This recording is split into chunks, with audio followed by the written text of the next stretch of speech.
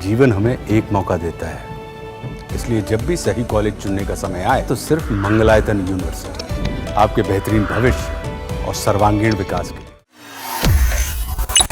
तो बड़ी खबर एससीओ समिट को लेकर, जो कि चीन में हो रही है और एक ऐसे दौर में हो रही है जब दुनिया में युद्ध का जो खतरा है या साया है वो लगातार बना हुआ है। इजराइल ईरान के बीच हाल ही में सीजफायर हुआ है, उधर रशिया यूक्रेन के बीच युद्ध लगातार जारी है।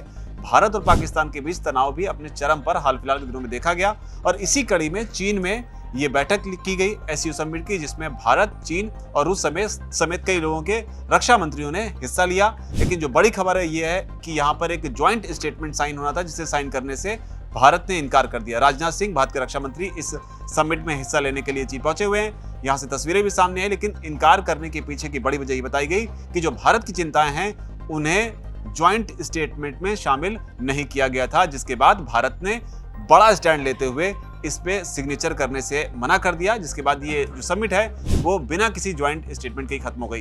राजनाथ सिंह ने इसके बाद अपनी बात जो है वो खुलकर रखी। क्या कुछ कहा राजनाथ सिंह ने, इस पर बताने के लिए मतलब पल्लवी मौजूद है, पल्लवी समझेंगे। पल्लवी, राजनाथ सिंह ने इसके बाद क्या कुछ कहा? जी, सबसे पहले तो बैठक को संबोधित करते हुए रक्षा मंत्री राजनाथ सिंह ने एससीओ के सदस्य देशों से आतंकवाद के खतरे को कम करने के लिए मिलकर काम करने की अपील की और उनका एक जो सबसे बड़ा स्टेटमेंट इसमें माना जा रहा है, उन्होंने कहा कि आतंकवाद से निपटने में दोहरे मापदंड नहीं होने चाहिए। और साथ ही उन्होंने आगे ये भी कहा कि हमारे क्षेत्र में सबसे बड़ी चुनौती शांति, सुरक्षा और विश्वास की कमी से जुड़ी हुई है। इन समस्याओं की जड़ बढ़ती कट्टरता और उग्रवाद है और साथ ही आतंकवाद का भी उन्होंने जिक्र किया और कहा कि इन सब चुनौतियों से लड़ने के लिए हमें साथ मिलकर काम करना होगा।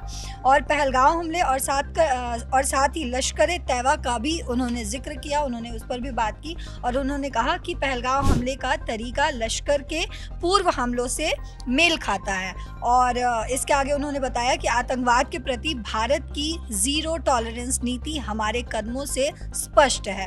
और उन्होंने आगे ये भी बताया कि इसमें आतंकवाद के खिलाफ अपनी रक्षा करने का हमारा अधिकार भी शामिल है। उन्होंने आगे कहा कि हमने दिखा दिया है कि आतंकवाद के केंद्र अब सुरक्षित नहीं हैं और हम उन्हें निशाना बनाने में हिचकिचाएंगे नहीं। तो ये पूरी जानकारी और ये पूरी बात जो है इस बैठक में राजनाथ सिंह ने कही है। दो टूक में उन्होंने ये जवाब दिया है। तो हम हिचकिचाएंगे नहीं और आतंकवाद के जो केंद्र हैं उनको हमने निशाना बनाया और यही वो बात थी जिसे लेकर शायद चीन को भी दिक्कत थी, क्योंकि जब पहलगाम में आतंकी हमला हुआ उसके बाद भारत और पाकिस्तान के बीच ऑपरेशन सिंदूर के बाद जिस तरीके का तनाव देखने को मिला, जिस तरीके से एक अघोषित युद्ध देखने को मिला, उसमें कहीं ना कहीं चीन की भी एक बड़ी भूमिका थी।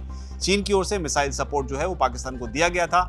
इसी कड़ी में जब चीन में एससीओ समिट हुई तो शायद ज्वाइंट स्टेटमेंट में भारत की जो बात है उसे शामिल चीन नहीं करना चाहता था। इसके बाद में राजनाथ सिंह ने अपनी बात जो है वो खुलकर रखी और बताया कि किस तरीके से आतंकवाद के जो एपिक सेंटर हैं उनको किस तरीके से भारत जो है वो डिस्ट्रॉय कर रहा है। राजनाथ सिंह के पूरे बयान पर आपकी क्या राय है? एससीओ समिट में चीन की जो भूमिका रही उस पर आपकी क्या राय है? जो भी राय है नीचे कमेंट सेक्शन में आप अपनी बात को जरूर लिखें। धन्यवाद।